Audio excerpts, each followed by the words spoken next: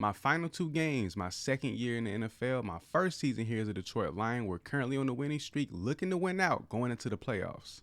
These first two seasons of my NFL career has been exciting, eventful to say the absolute least, but the heat is on now. We're right at the door of the playoffs. We came into this season being regarded as one of the hottest teams in the league, and for us to start 0-3, but then to get things on track and start balling out of control, we're the #1 offense in the NFL. My rookie quarterback, Zach Mobley, balling out of control. I'm playing some of the best football I've ever played in my entire life, and our defense has actually stepped up against top tier competition. And our game plan going into these last few games of the season and heading into the playoffs is to knock the top off of every defense we come up against. And when Coach said that in the meeting, I'm not gonna lie, I got a little overly excited. You got guys like myself and J-Mo who can take the top off of any defense in the NFL. And then you got a guy in Amon-Ra St. Brown who can go underneath, chew up the field, and pick up those easy first downs.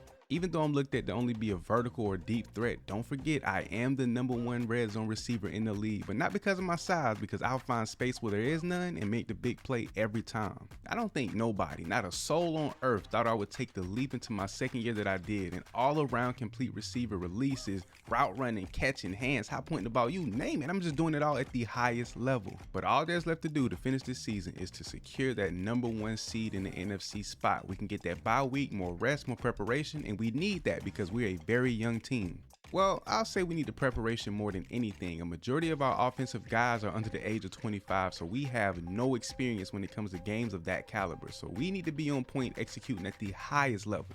Oh, but trust me, there's not a doubt in my mind that we can compete and dominate against any team in the league today. And a blowout win against the Vikings at home, that ain't gonna do nothing but heighten my confidence in us. We're going to finish the regular season off with 2 back-to-back home games, potentially 2 back-to-back home game wins. And if we do that, that'll be great momentum going into the postseason.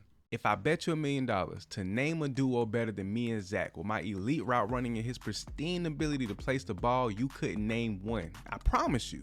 I have nothing but the utmost respect for Davante Adams, but when it comes to these releases at the line, I might just be the best in the league. I gobble up every corner who tries to press me at the line, and it goes the same way every time.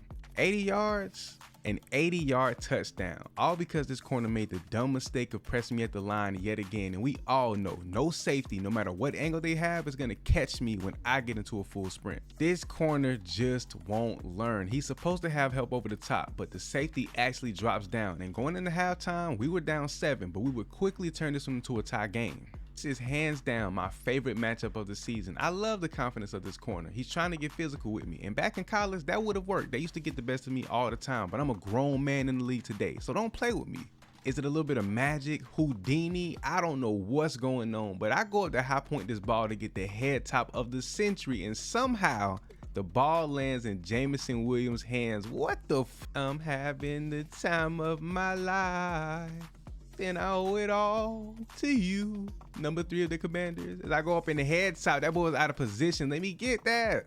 And after setting up the big play, putting us in the red zone, old boy ain't even attempt to jam me at the line. And of course, the greatest red zone threat of all time is going to secure the touchdown to take the game. A stellar performance, if I do say so myself, from Mr. DeLeon, which is me. 10 receptions, over 300 yards, 3 touchdowns on the day. I balled out of my mind. We finished the regular season with the #1 record in the entire NFL, but taking a look at our offensive numbers through the air, we're the #1 in the league, no question, undisputed, but on the ground, we're pretty much pitiful. As we had hoped, we secured that #1 seed, which lands us that first round bye. So whoever we play in the divisional, they're going to get a well-rested, extremely prepared Lions team.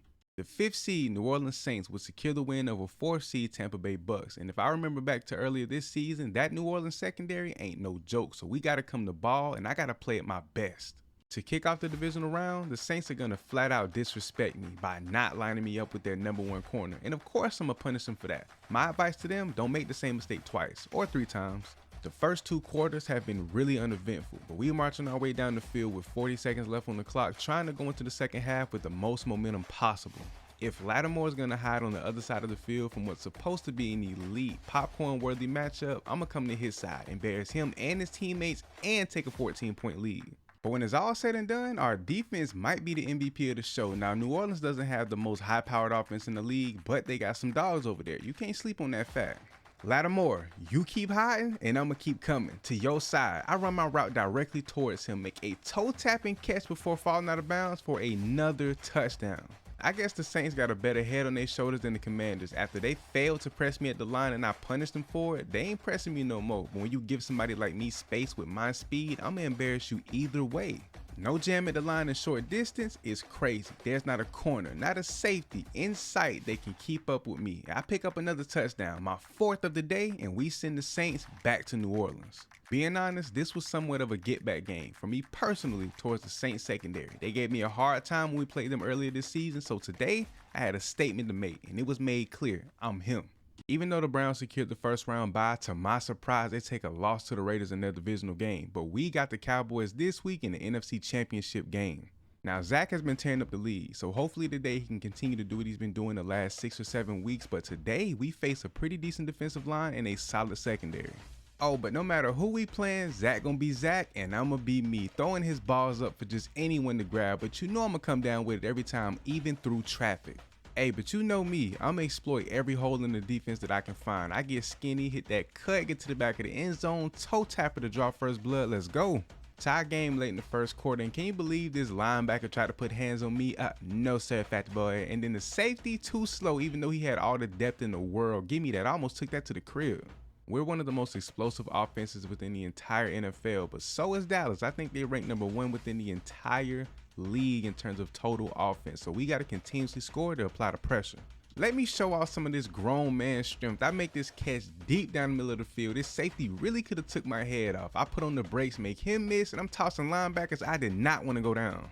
I'm 5'11", not the tallest guy on the field, but this corner is a lot shorter than me, and then little man decided to press me and got embarrassed. To be honest, I really don't think he was supposed to even be out here. Throughout the entirety of the first half, the game has pretty much been tied or we kept the lead. Now midway through the third, Dallas has a commanding 8-point lead, and we really have to chew up the field so we can take it back because we cannot allow them to have this much momentum. I've been waiting all game to get some of him. Finally, Diggs is lined up right in front of me, and he plays great coverage. I cannot lie, but Zach's ability to place the ball in my late hands, no corner stands a chance. I get it. I understand 100%. When you have a game plan, you execute it to the fullest. No matter how things go, you stick to the plan. But why do they continuously ask little man to press me at the line, and then they help over the top is lackluster? I'm going to eat that up every time.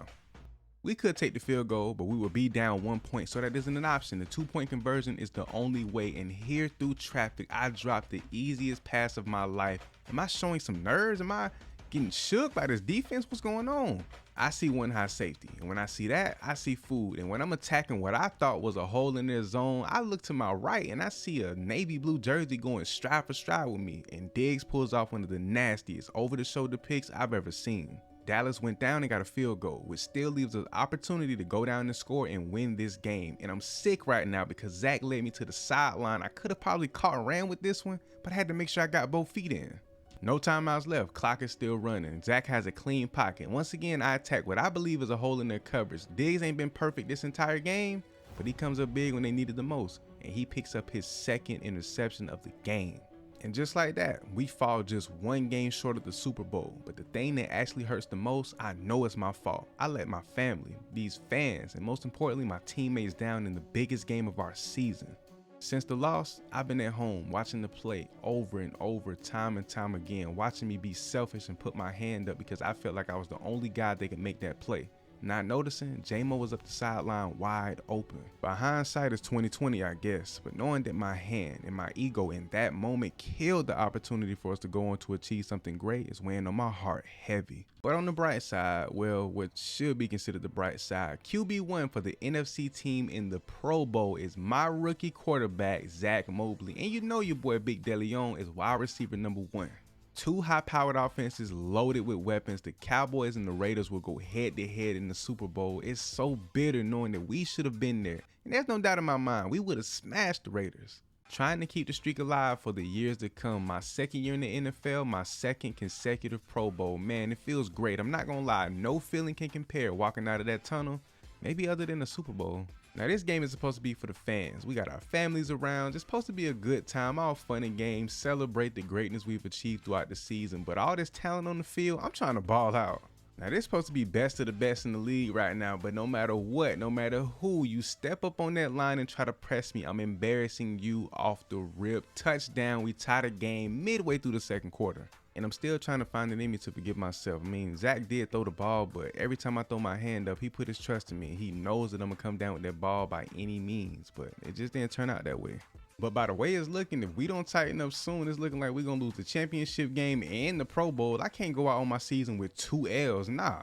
I would be honored to play with any quarterback that was able to make it here in the Pro Bowl, but to have my quarterback here, oh yeah, any of these DBs that didn't get a taste of us during the season, they getting the whole load here in the Pro Bowl. I just said I didn't want to go out on the L, and that's exactly what we're about to do. Under 5 seconds left, down 10 points. I secured a nice toe tapping touchdown, but obviously it's not enough to get the dub. I know it's just the Pro Bowl, but to finish off such a legendary season on 2 back-to-back L's, overall is just lame. And of course, after putting up legendary numbers, your 2023 NFL MVP goes to me, your boy, Julian De Leon. Oh, and that Raiders-Cowboys matchup was a straight-up shootout. It came down to the wire, but the Raiders pulled it out. We didn't get to compete in it, but I'm kind of glad the Cowboys lost. Overall, our season was great. As a team and me as an individual, I went crazy. But going into my 3rd year in the league, my 2nd year as a Lion, I won a Super Bowl MVP, undefeated regular season, offensive player of the year, everything, you name it. I won it all.